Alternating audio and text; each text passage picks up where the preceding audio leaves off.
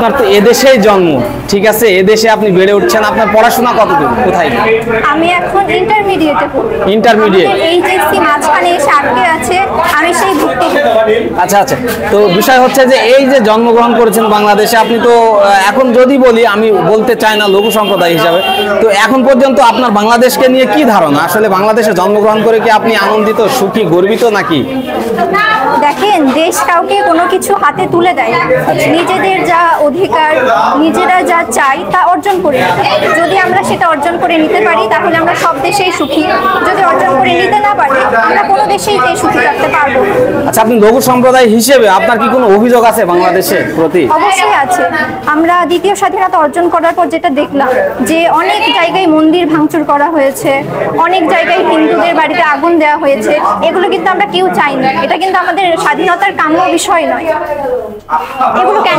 বুঝতে পেরেছি। এবং ইভেন পার্শ্ববর্তী দেশ, যে আমাদের পার্শ্ববর্তী অনেক বড় একটি গণতন্ত্র ভারত, সে ভারত সম্পর্কে আপনার ধারণা কি?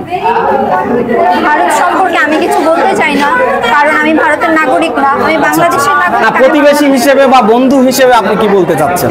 আমি কোনো কিছুই বলতে চাই না। আচ্ছা, ধন্যবাদ।